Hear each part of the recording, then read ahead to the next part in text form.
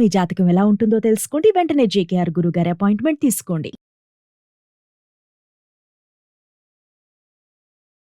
Hi hello నమస్తే, welcome back to Suman TV. ప్రస్తుతం మనతో పాటు ఉన్నారు ప్రముఖ astrologist, life skills, money coach, law of attraction బ్రహ్మశ్రీ జేకేఆర్ గారు. గురుగారితో మాట్లాడదాం. నమస్తే అండి. నమస్తే అమ్మా. గురుగారు, ఇప్పుడు లా ఆఫ్ అట్రాక్షన్ ప్రకారం అంటే కర్మ నిజమా, మనిషి యొక్క జ్ఞానం అంటే శక్తి నిజమా అంటే ఏం చెప్తారు? కర్మ వేరు, లా ఆఫ్ అట్రాక్షన్ వేరైతే కాదమ్మా, రెండిటికి అనుసంధానమే. ఎలా అంటారా, కర్మ అనేది కర్మలో 3 రకాల కర్మలు ఉన్నాయమ్మా. ఆగాని కర్మ, ప్రారబ్ధ కర్మ, సంచిత కర్మ. కర్మలో 3 రకాలు. ఈ 3 కర్మలు అనేది ప్రతి మనిషి కూడా తప్పకుండా చేస్తాం. మనకి సంచిత కర్మ అంటే పూర్వజన్మలో చేసిన కర్మల్ని సంచిత కర్మ అంటారు. దానివల్లే ప్రతి మనిషికి భర్త కానీ, భార్య కానీ, పిల్లలు కానీ, అంటే చుట్టుపక్కల బంధువులు కానీ, చుట్టుపక్కల కొలీగ్స్ కానీ, ఏదైనా కానీ మనతో పరిచయస్తులందరూ కూడా సంచిత కర్మకి చెందిన వాళ్ళు. ఆ కర్మలో ఉన్న ఫలితమే ఈ బంధాలు, మన చుట్టూ ఉన్న పరిస్థితులు.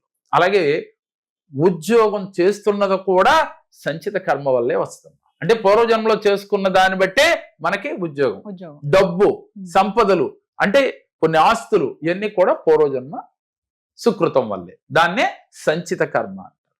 ఆగాని కర్మ, ప్రారబ్ధ కర్మ. ఈ 2 కర్మలు ఏంటంటే చేయబోయే కర్మ ఒకటి, ఇప్పుడు చేస్తున్న కర్మ. అయితే ఈ కర్మరాహిత్యం పొందటం ఎలా అనేదే మనకి మాస్టరీ క్లాసులో దీన్ని ఎక్కువగా చెప్తా ఉన్నారు. ప్రతి మనిషి కర్మ లేనిది భూమి మీదకి రాడు. అది ఏ మతమైనా కాదు.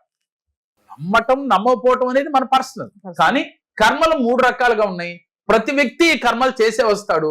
ఈ కర్మల గురించి మాస్టరీ క్లాసులో పూర్తిగా వివరిస్తాడు. అయితే ఈ కర్మల్ని మనిషి జయించవచ్చు.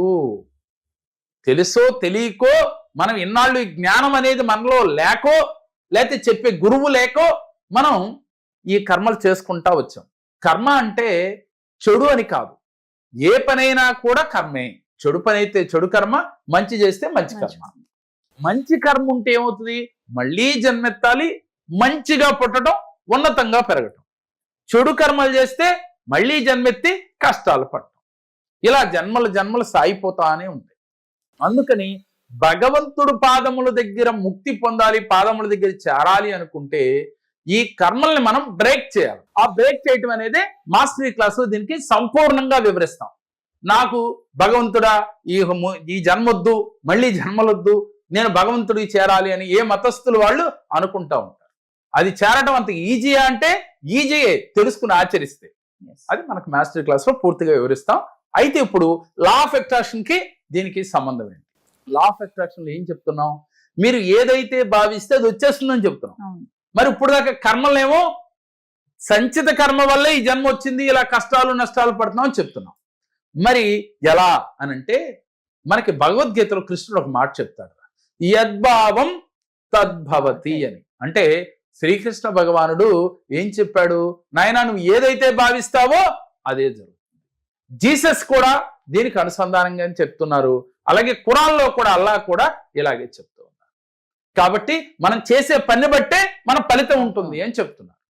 దీన్ని బట్టి మనకి ఏమర్థమైంది, ఇక్కడ లా ఆఫ్ అట్రాక్షన్ కూడా నిజమే, కర్మ నిజమే, లా ఆఫ్ అట్రాక్షన్ నిజమే. దాన్ని మరి కర్మను అధిగమించి లా ఆఫ్ అట్రాక్షన్ చేసి మనం ఎలా అద్భుత ఫలితాలు పొందాలి అనేది ఇప్పుడు మన క్వశ్చన్. ఇప్పుడు మనం ఏం చేయాలంటే ప్రతిరోజు కూడా కర్మ తగ్గితేనే లా ఆఫ్ అట్రాక్షన్ మనం పనిచేస్తుంది. కర్మ తగ్గాలి అంటే మీకు వచ్చిన దాంట్లో చారిటీ చేయాలి, చారిటీ చేస్తే దానం చేయాలి, దానాలు చేస్తే కర్మలు తగ్గుతాయి. ఇది మనకు తెలిసిందే. ఇదే విధంగా మన ప్రవర్తన మారాలి. ఏ జన్మలో ఏం చేశామో ఈ జన్మలో మనం కష్టాలు పడుతూనే ఉంటారు కదా, మరి కష్టాలు పడుతున్నామని అనుకుంటారు కానీ దీని నుంచి బయటపడదామని ఆలోచన చేయరు. లేదంటే పూజలు, యజ్ఞాలు, అలాగే హోమాలు, రకరకాలు ఇలా లా ఆఫ్ అట్రాక్షన్ లో ఫాలో అవటం, యూనివర్స్ తో కనెక్ట్ అవటం, ఇవన్నీ మనం చేస్తున్నాం. చేస్తే మనకి చేసే ఆలోచన రావటమే కర్మ రాహిత్యానికి కారణం.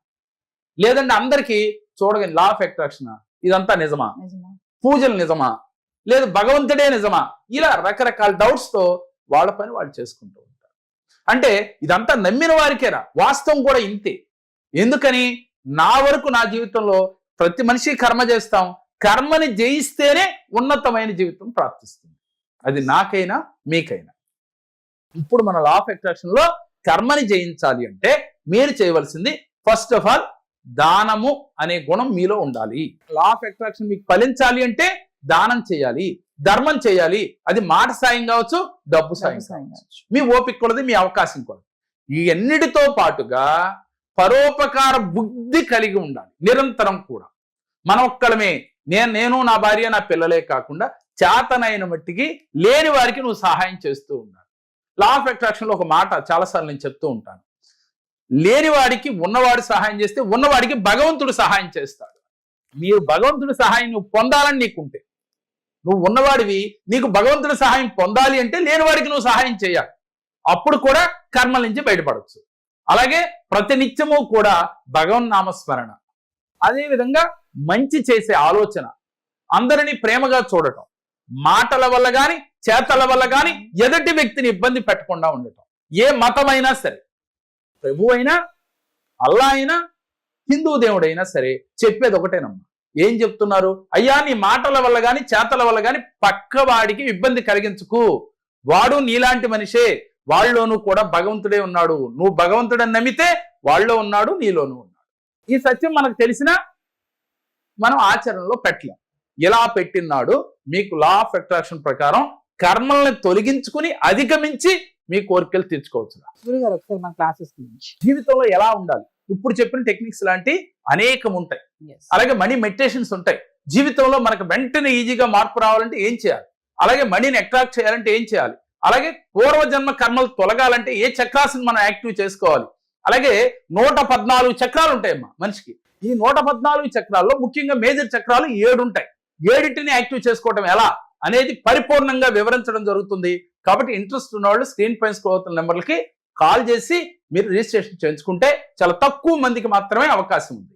యూనివర్స్ తో ఎలా కనెక్ట్ అవ్వాలి, పట్టిందల్లా బంగారం, కోరికలన్నీ తీరాలి అంటే సార్ చెప్పినట్టుగా ట్రిక్స్ కూడా ఉంటాయి. కింద కనిపిస్తున్న నెంబర్ కి కాల్ చేస్తే మా టీం మీకు అందుబాటులో ఉంటుంది. నమస్తే సార్. నమస్తే. పేరు మహేశ్వరి. నేను ఇదివరకు చాలా సమస్యలు ఉండేదాన్ని, కానీ జేకే సార్ దగ్గర వచ్చిన దగ్గర నుంచి కూడా చాలా సమస్యల నుంచి గట్టెక్కాను. నేను అన్ని విధాలా చాలా మంచి జరిగింది నాకు. అందుకే నా పిల్లల గురించి కూడా మళ్ళీ నేను సార్ దగ్గర వచ్చాను.